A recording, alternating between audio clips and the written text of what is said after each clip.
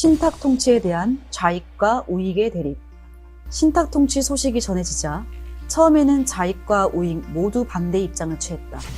하지만 1945년 말까지 전 국민과 함께 신탁 통치 반대를 외치던 좌익 진영은 박헌영이 평양에 다녀온 뒤 갑자기 신탁 통치를 찬성하기 시작했다. 그리고 모스크바 삼상회의의 결정이란 표현을 썼다. 그 때문에 1946년 1월 3일에 서울 운동장에서 계획된 민족통일 자주독립 촉성 시민대회는 하룻밤 사이에 신탁통치 반대 집회에서 신탁통치 찬성 집회로 바뀌었다. 같은 날 평양에서도 신탁통치 지지 군중대회가 열렸다. 그들은 모스크바 삼상회의 결정의 핵심은 신탁통치가 아니라 민주주의 임시정부의 수립이며 신탁통치라는 것도 실제로는 한국인들을 도우려는 후견제라고 주장했다. 좌익이 신탁통치 찬성을 분명하게 내세우게 됨에 따라 남한의 정치 세력들은 좌익과 우익의 두 진영으로 확연히 갈라졌다.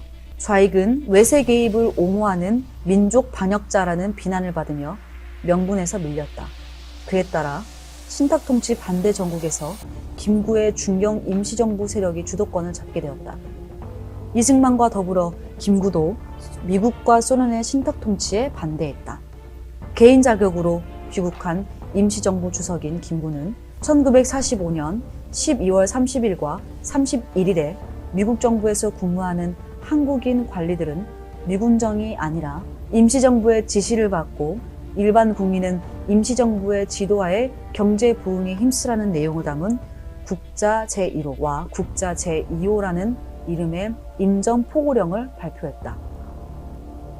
포고령은 실제로 효력을 발휘했고 미군정 입장에서는 임시정부의 이러한 행동은 쿠데타가 된 것이었다. 당시 한반도의 미군정을 이끌던 하지 중장은 신탁통치 반대운동을 미군 정청에 대한 도전으로 생각하며 1946년 1월 1일 김구를 불러 강하게 질책했다. 그리고 김구를 포함한 임시정부 요인들을 중국으로 추방할 생각도 했다. 1946년 1월 4일 중경 임시정부 측은 우익 세력들을 규합시키기 위한 비상정치회의 준비회를 결성했다. 그것에 자극을 받은 우익 학생들은 이철승, 손도심을 중심으로 1946년 1월 7일에 전국 반탁 학생 총연맹을 발족시켰다.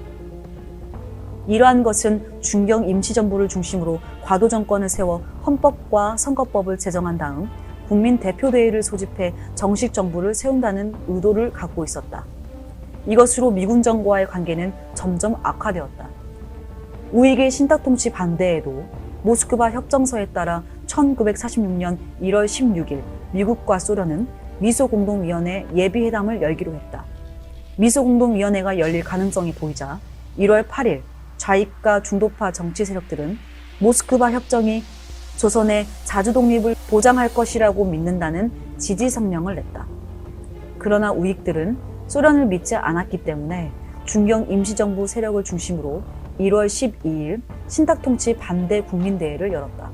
소련은 신탁통치 제1호 반감이 높아지자 신탁통치는 미국이 제의했다고 발표했다. 하지 중장은 그것에 동의하면서 기자회견을 통해 조선인들이 모스크바 삼상회의 결정을 지지해달라고 호소했다. 1946년 1월 16일부터 미소공동위원회 예비회담이 열렸다. 1946년 1월 23일 중경 임시정부 측은 기존의 비상정치회의 준비회를 토대로 이승만의 독립촉성 중앙협의회와 함께 2월 1일에 비상국민회의를 출범시켰다. 그리고 앞으로의 행동 목표를 자주적 과도 정권의 수립으로 설정했다. 비상국민회의는 이승만과 김구가 추천한 28명의 최고정무위원 명단을 승인했다. 최고정무위원회는 남조선 대한국민대표 민주의원으로 새 출발하게 되었다. 민주의원은 1946년 2월 23일 의장의 이승만, 부의장의 김규식, 총리의 김구를 선출했다. 실무를 맡을 비서국장에는 윤치영이 임명되었다. 모든 우익 세력이 민주우원으로 통합된 것이다. 같은 시기에 좌익들도 박헌영의 조선공산당과 여운형의 조선인민당이 남한의 57개 단체와 연합하여 1946년 2월 15일에 민주주의 민족전선을 결성했다. 공동의장으로는 여운형, 박헌영, 허헌, 김원봉, 백남훈의 5명을 선출했다. 민전으로 통합된 좌익들의 내부는 조선공산당 박헌영 일파의 독단적 행동으로 극심한 갈등 상태에 있었음에도 북한의 김두봉을 사무총국장으로 임명함으로써 마치 민전이 남북을 아우르는 통일 조직인 것처럼 보이려고 했다. 그 결과 남한의 정치 세력들은 해방된 지 6개월 만에 우익의 민주우원과 좌익의 민전으로 완전히 갈라졌다. 그에 따라 해방 후 처음 만든 1946년의 3.1절 기념식은 우익과 좌익이 각각 남산공원과 파고다 법원에서 따로 거행되었다. 넘어야 할 산 미소공동위원회. 신탁통치에 대한 찬반 의견과 상관없이 미소공동위원회는 미국의 아놀드 소장과 소련의 스티코프 중장이 각각 대표를 맡아 1946년 3월 20일 서울 덕수궁에서 열렸다. 미소공동위원회는 좌우 합작 정부를 수립하되 다수의 의견에 접합한 것이어야 한다고 했다.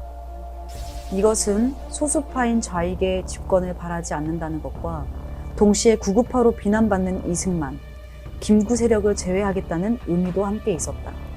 특히 미소공동위원회는 성공적 대체를 위해 반공반소주의자였던 이승만을 경계했다. 미소공동위원회 개회사에서 소련 대표단장 스티코프는 직설적으로 우익 세력을 공격하고 좌익 세력을 옹호하였다. 그러면서 앞으로 세워질 민주주의적 임시정부는 모스크바 삼상회의의 결정을 지지하는 민주적인 정당들과 사회단체들만을 협의 대상으로 삼아야 한다고 주장했다. 이것은 장차 한국을 소련 침략의 요새지로 만들려는 소련의 야욕에 반대하는 세력을 처음부터 제외시키려는 의도였다. 소련은 미소공동위원회가 열리기 전에 앞으로 수립될 남북 통일정부의 강요 구성원에 대해 구체적인 계획을 세우기도 했다. 임의적으로 작성한 내각 명단 등을 보면 소련의 정부 계획은 좌익이 지배하는 것을 목표로 했다. 따라서 소련은 남한의 우익은 절대로 미소공동위원회 협의 대상이 될 수 없다고 고집했다. 하지만 미군과 소련군의 타협안으로 1946년 4월 18일에 공동성명 제5호를 발표했다. 지금까지 모스크바 삼상회의의 결정, 즉 신탁통치에 반대했던 정당이나 단체라고 하더라도 그것에 동의하고 앞으로 미소공동위원회의 결정사항에 협력한다고 서명만 한다면 협의 대상에 포함시킬 수 있다는 내용이었다. 좌익은 이를 환영하며 30개의 정당과 사회단체가 4월 27일까지 서명을 마쳤다. 그러나 우익의 입장은 둘로 갈렸다. 강경파는 서명하는 것 자체가 신탁통치를 받아들이는 것이라며 반대했고, 온건파는 일단 미소공동위원회의 협의 대상이 되어서 민주주의 임시정부 수립에 참여한 다음 신탁통치를 반대하자는 것이었다. 하지 중장은 특별 담화를 통해 공동성명서 제5호를 받아들인다고 해서 신탁통치에 찬성하는 것은 아니며, 설사 신탁통치가 실시된다 하더라도 관련된 강대국들이 찬동하면 그 기간이 5년 이하로 줄어들 수도 있다고 했다. 이러한 하지 중장의 담화에 우익 진영은 크게 고무되어 1946년 5월 1일에 21개의 정당과 사회단체가 서명했다. 그러자 소련은 우익의 친일 반동분자들을 그대로 권력의 자리에 둘 수 없기 때문에 하지 중장의 해석을 받아들일 수 없다고 맞섰고, 미국은 신탁통치를 반대했다는 이유로 우익을 제외시키는 것은 민주주의의 근본인 표현의 자유를 무시하는 것이라고 옹수했다. 이러한 대립 상황에서 임시정부를 세우는 문제에 대한 합의가 불가능해 미소공동위원회는 중단의 위기를 맞고 휴회하게 된다. 남북한의 좌익들은 미소공동위원회의 중단이 남한의 우익 지도자들 때문이라며 일제히 비난했다. 이승만의 정읍 발언. 미소공동위원회가 실패로 돌아간 직후 1945년 10월 20일부터 6번에 걸쳐 조선정판사 사장 박낙종 등 조선공산당원 7명이 위조 지폐를 발행한 사건이 있었다. 조선정판사 위패 사건을 계기로 미군 정청은 공산당의 불법 행위를 단속하며 좌익들에 대한 중립정책에서 탄압정책으로 바뀌게 되었다. 공산당 기관지 해방일보를 정관시키고 공산당 사무실들을 서울의 중앙당만 남기고 모두 폐쇄시켰다. 5월 23일부터 38선을 폐쇄하여 누구도 북한으로 가지 못하도록 했다. 그리고 서울 주재 소련 총영사관을 폐쇄시켰다. 이때부터 남한에서의 공산당 활동은 크게 약화되기 시작했다. 그에 대한 보복으로 북한의 소련군도 남한의 미군에 협조하지 않았다.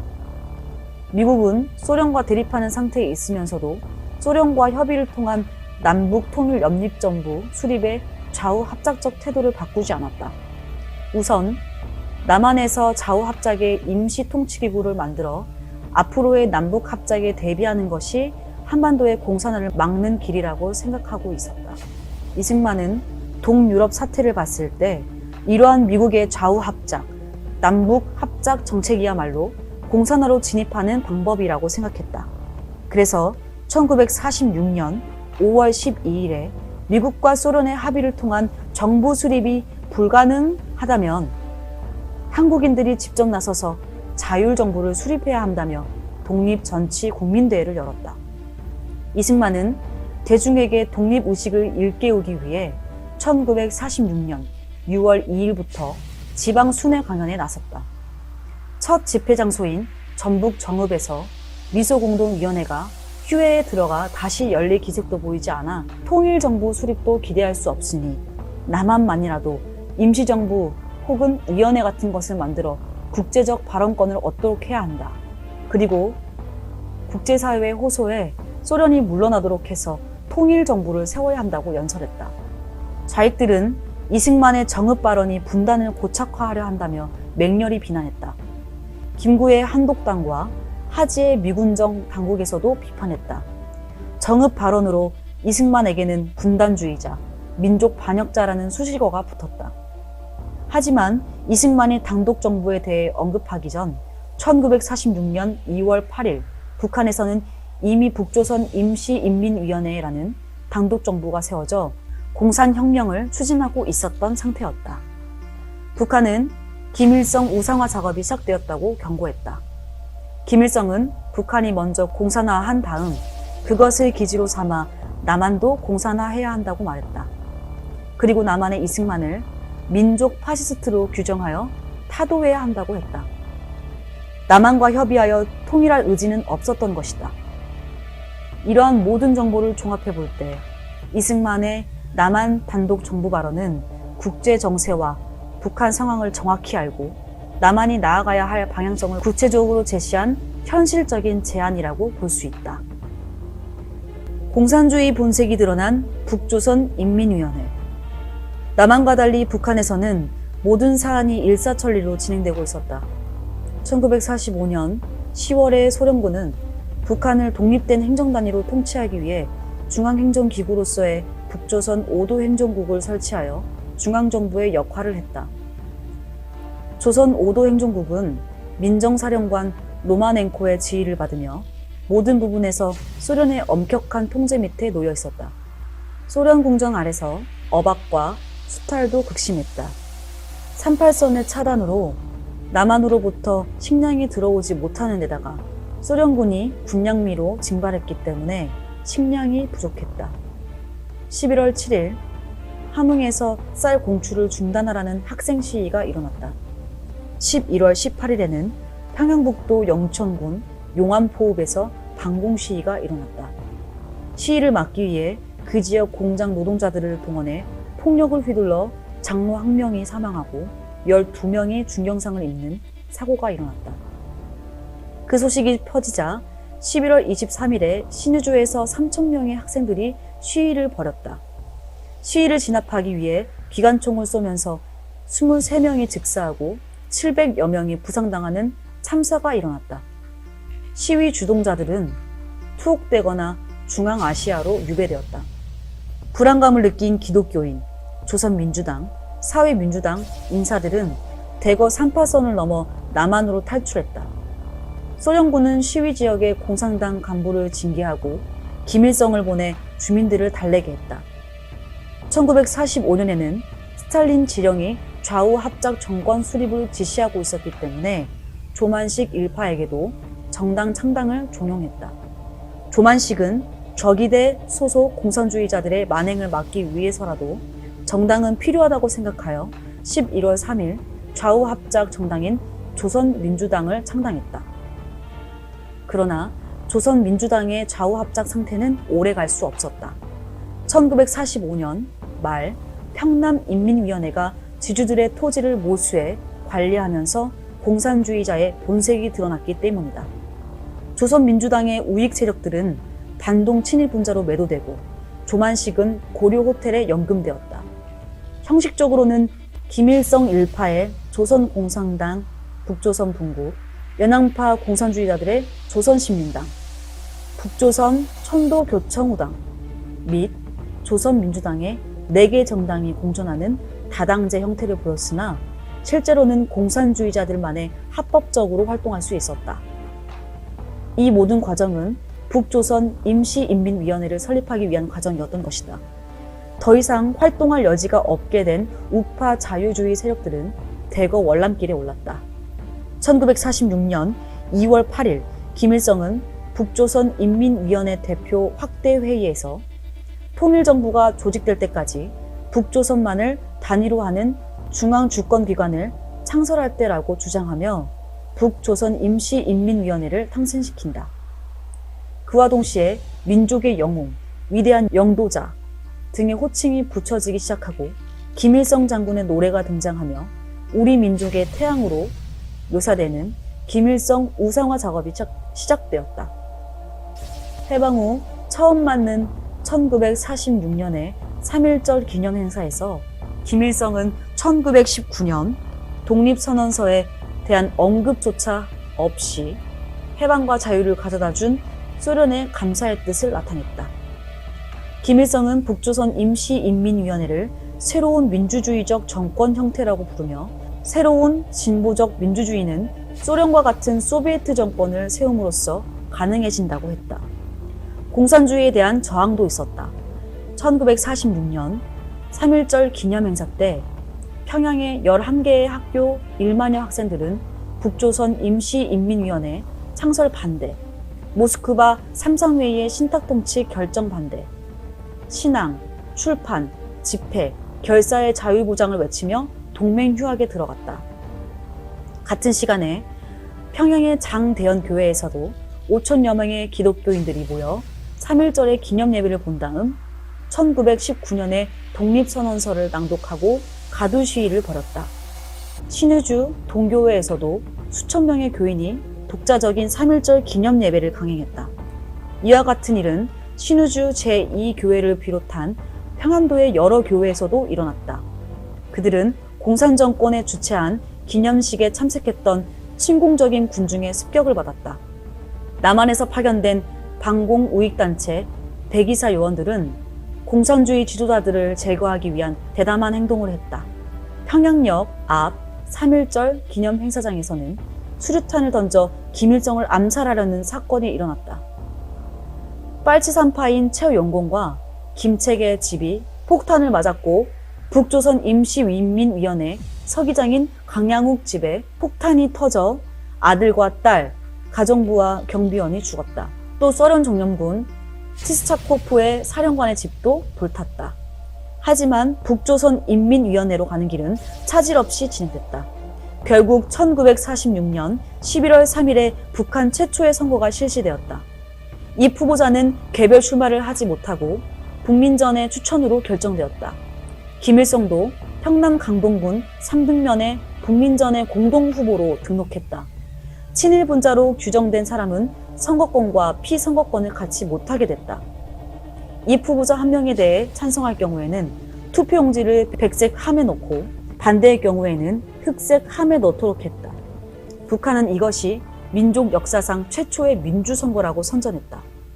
총 유권자 451만 가운데 사실상 전원이 투표하고 찬성했는데 자유선거, 민주선거라고 할 수 없는 것이었다. 이 후보자들 사이의 경쟁도 없고 흑백함을 이용한 공개 투표였기 때문이다. 이와 같은 선거에 기독교인들이 반발했다. 그들은 추천된 이 후보자를 거부하기 위해 투표용지를 검은 투표함에 넣으라는 흑함 운동을 벌여 공산정권에 저항했다. 특히 기독교인들은 그 선거가 일요일에 치러지는 것에 대해 반대했다. 기독교인들의 저항에도 불구하고 북조선 임시인민위원회는 1946년 11월 3일에 선거를 근거로 북조선인민위원회로 격상되었다. 남한에서의 자익활동. 공산주의는 기본적으로 일국일당을 원칙으로 한다. 해방 후 박헌영이 먼저 서울에서 조선공산당을 세웠기 때문에 김일성은 평양에 또 다른 공산당을 창설할 수 없었다. 국내 기반이 없는 김일성은 국내파 공산주의자들이 반발로 조선공산당 북조선분국에 만족해야 했으며 전적으로 소련에 의지해야만 했다. 하지만 세력을 확보한 김일성은 빠르게 공산당을 장악하기 시작했고 내파 공산주의자들을 지방에 뿌리를 둔 지방할거주의자, 종파분자로 비난하며 일제강점기에 끝까지 투쟁하지 못했다고 비난하며 제거하기 시작했다. 북한의 김일성이 세력이 강해질수록 남한의 원조 좌익 세력의 중심인 조선공산당의 박헌영은 여러 가지로 불리한 위치에 놓였다. 우선 미군정이 조선공산당을 불법화했고 좌익 내부에서도 경쟁자인 여운형에게 밀렸다. 여운형은 좌우합작운동의 한 축으로 미군정의 지지를 받고 있었을 뿐만 아니라 북한의 소련군과 김일성으로부터 지지를 받고 있었다. 더구나 박헌영은 조선공산당 내부에서도 대의원 대회조차 소집하지 않고 불법으로 당권을 잡았다며 비난받고 있었다. 이와 같은 불리한 상황에서 박헌영은 자신의 존재를 드러낼 수 있는 방법을 모색하는데 그 길은 대대적인 폭력 투쟁뿐이었다. 이것은 9월 총파업과 대구 11폭동으로 나타났다. 박헌영의 조선공산당은 미군정을 대상으로 대대적인 폭력 투쟁에 들어갔다. 1946년 9월 23일 전국의 노동단체들을 파업에 돌입했고 학생들의 동맹휴업이 이어졌다. 가난, 혼란, 미군정, 한인관리들의 부패 등에 분노한 대중들이 그들의 폭력 행위에 호응했다. 또 10월 1일 대구에서는 식량 부족에 항의하는 군중이 뒤섞여 폭동이 일어났다. 폭동은 경상, 전라, 충청 지역으로 확대되었다.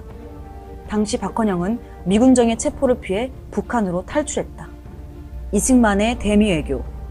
미군정은 소련과 함께 좌우합작 정부를 설립하고 미군정의 권한을 점차 한국인들에게 넘기면서 한반도 문제를 빠르게 마무리하고 싶어 했다.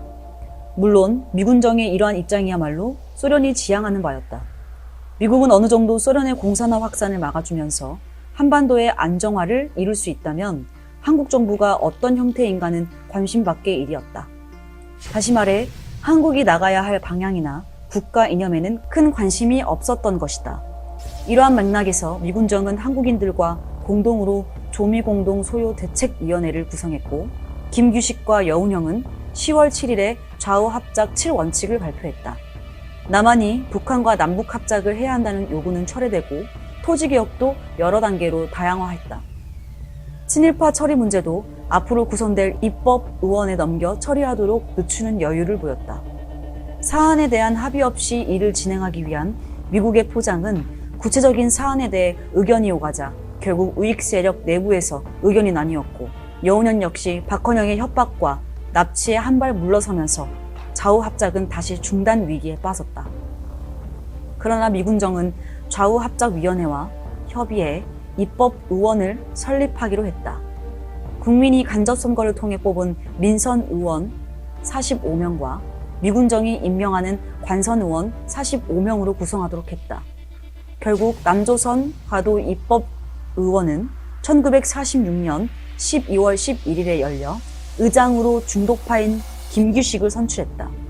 김규식은 입법의원 의장 취임사에서 좌우협조와 미소협조를 통해 모스크바 3상회의 결정에 기초한 통일된 임시정부가 탄생하도록 노력하겠다는 중도좌파의 입장을 피력했다. 이승만은 미군정이 입법의원의 관선의원으로 좌파들을 임명하는 것을 보고 분노했다. 이대로 진행한다면 소련이 원하는 대로 한반도가 공산화될 것을 자명하기 때문이었다. 그리고 미국 정부의 한반도 정책이 바뀌어야 한반도에서 정부를 세우는 일이 가능하다고 판단했다. 그래서 미국 정부와 유엔 총회에 직접 호소한다는 명분으로 1946년 12월 4일 이승만은 도쿄에서 메가더를 만난 뒤 미국 워싱턴에 도착했다. 이승만은 미소공동위원회를 통해 한반도의 통일정부를 수립하는 것이 불가능하다는 것, 그리고 북한에는 이미 사실상의 정부가 세워졌으므로 남한에서도 그와 같은 길을 밟아야 한다는 것을 정부와 언론인을 향해 주장하며 미군정의 좌우합작 정책을 공개적으로 비난했다. 그리고 한반도 문제 해결을 위한 6개의 항목을 미국 정부에 제시했다. 주요 내용은 남한에서만이라도 선거를 통해 임시정부를 세우고 그 임시정부를 유엔에 가입시켜 미국, 소련과 협의해 통일정부를 세우도록 해야 한다는 것이었다. 더불어 한반도 경제 복구를 위해 일본의 배상 문제가 조속히 해결되어야 하고 그 과정에서 한국의 주장이 고려되어야 한다고 했다. 국무장관 마샬도 메가더의 보고를 통해 남한에 대한 적극적인 조치가 필요함을 알게 되었다. 미국에 온 하지 중장은 한반도 정부 수립은 미국과 소련의 정부 차원의 직접 협상이 필요하다고 발언했다. 또 북한은 이미 상당한 병력을 보유하고 있어 미군이 철수하면 내전이 벌어지고 결국 소련이 한반도 전체를 지배하게 될 것이라고 주장했다. 그에 따라 관계부처 실무자들도 한반도 특별위원회가 구성되어 남한을 적극적으로 원조하는 동시에 총선거를 통해 임시정부를 세워야 한다고 보고서를 제출했다. 가장 큰 변화는 소련에 대한 미국의 정책이었다. 미국은 공산주의의 확대를 저지하기 위해 지금까지의 소련에 대한 유화 정책을 버리고 강경 정책을 전환했다. 미국의 반공은 트루먼 선언을 신호탄으로 시작되었다. 그러나 한편 미국은 한반도 문제에 관해서는 소련과의 협상 가능성을 완전히 버리지 않았다. 그 때문에 1947년 4월 8일 미국은 공동위원회를 다시 열자고 소련에 제의했다. 소련은 여전히 모스크바 협정에 반대했던 우익들을 미소공동위원회의 협의 대상으로 받아들일 수 없다고 답했다. 이에 미국 역시 신탁통치 반대자들도 협의 대상으로 삼아야 한다고 대응했다. 이러한 의견 차이에도 불구하고 미소 양측은 회동의 필요성에 대해서는 동의했기 때문에 1947년 5월 21일에 미소공동위원회가 다시 열리게 되었다. 미국과 소련의 협상에 방해가 될 것을 우려하여 미국은 이승만의 귀국을 방해했다. 이승만은 민간 항공기로 4월 8일에 겨우 도쿄에 도착할 수 있었다. 이승만은 도쿄에서 메가더를 만난 다음 중국으로 건너가 1947년 4월 14일 상해에서 장개석을 만났다. 원래 장개석은 이승만보다 김구를 지지해왔으나 모택동의 공산당의 갈등을 겪는 과정에서 반공주의자인 이승만을 높이 평가하게 된 것이다. 1947년 4월 21일 이승만은 장개석이 제공한 특별군용기를 타고 광복군 사령관 지청천과 함께 서울에 도착했다. 그러나 이승만이 탄 중국군 비행기는 마지막 순간까지도 김포 비행장 착륙을 허가받지 못한 불확실한 상태에서 운행을 해야 했다. 그처럼 미군정은 이승만에 대해 적대적이었다. 미소공동위원회의 두 번째 실패. 1947년 5월 21일에 덕수궁에서 다시 미소공동위원회가 열렸다. 소련군 대표단은 조선 임시정부 수립안을 내놓았는데 그것은 전적으로 북한과 남한 좌익에게 유리한 것이었다. 내각 수상은 좌익이 맡고 2명의 부수상은 좌익과 우익이 나누어 맡도록 했다. 내각에서도 좌익이 중요한 부서를 맡는 데 비해 우익은 비교적 덜 중요한 부서를 맡도록 되어 있었다. 남북한 인구에 비해 지나치게 많은 것이었지만 소련은 한국의 좌익이 우세하고 북한은 남한보다 공업이 발달해 경제 규모가 훨씬 더 크다는 이유로 당연하다고 주장했다. 미소 양측은 겉으로나마 합의에 도달할 수 있는 모습을 보여주려고 공동 성명을 냈다. 하지만 협의 대상 문제를 놓고 미국과 소련은 다시 갈등하며 어려움에 봉착한다. 소련은 신탁통치 반대자들을 미소공동위원회 협의 대상에서 제외해야 한다고 주장했다. 미 국무장관 마셜은 이러한 소련의 요구를 받아들일 수 없었다. 표현의 자유는 미국이 양보할 수 없는 원칙이기 때문이다. 미국과 소련이 미소공동위원회와 관련한 사항에 대해 대립을 할 때 미국과 소련의 관계가 악화될 만한 외부 사건들이 연이어 생긴다.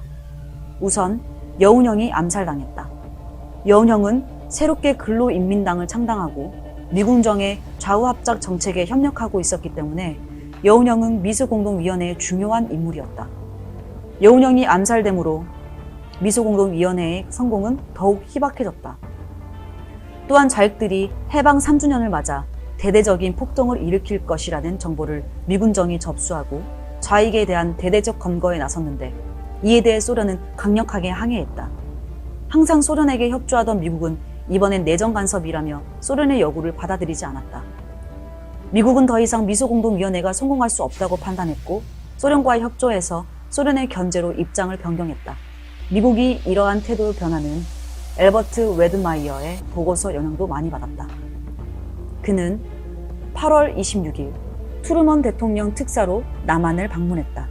웨드마이어는 한반도와 중국에 대해 불러보고 미국에 돌아가서 장개석에 대한 지원과 함께 남한에 대한 경제 원조, 미군의 계속 주둔, 그리고 남한의 단독 정부 수립을 권고하는 보고서를 상부에 올렸다.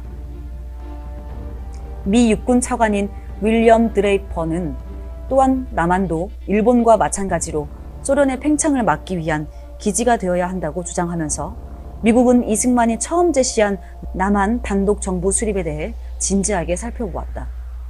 소련과 미국의 본질적 차이로 합의점을 찾을 수 없을 것이라는 이승만의 주장이 옳았던 것이다. 유엔으로 넘어간 한반도 문제. 1947년 8월 26일 미 국무차관 로버트 러빗은 미소공동위원회가 사실상 실패했다고 선언하고 한반도의 정부 수립 문제를 논의하기 위해 미국, 소련, 영국, 중국 4개국 외무장관 회의를 열자고 제안했다. 그것은 유엔의 지도 아래 남북 간이 각각 총선거를 실시하여 임시국회를 구성한 다음 인구 비례에 따라 전국적인 임시국회를 구성하자는 제안이었다. 이에 대해 소련은 완강히 거부했다.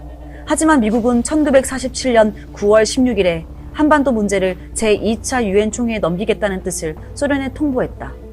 유엔 참가 날에 선거를 실시하고 선거 결과를 토대로 남북을 아우르는 전국적인 의회를 구성하고 그 의회가 마련된 법과 절차에 따라 전국적인 정부를 세운다는 것이었다. 그리고 정부 수립 후에 미국은 소련과 같이 한반도에서 철수해야 한다고 제안했다. 하지만 소련은 우선 미소 양국부터 철수하고 그 다음에 정부를 수립하자고 주장했다. 미국의 개입만 없다면 당시 좌익이 득세하던 한반도에 좌익 정부가 세워질 수 있다고 생각했기 때문에 미국은 그때가 언제든 한반도에서 철수할 계획을 세웠다.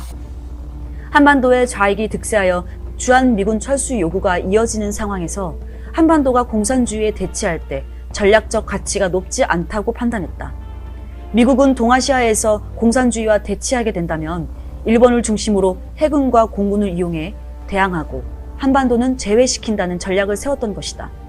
미 의회도 예산 부족을 이유로 주한미군 철수안을 채택했을 뿐만 아니라 남한에 대한 경제 원조도 거부했다.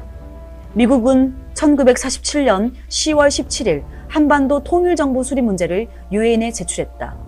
유엔 총회는 11월 14일 미국안을 통과시키고 유엔 한국임시위원단을 구성했다. 한반도 문제에 대해 유엔 총회의 결정이 발표되자 각 진영은 다른 입장을 보였다.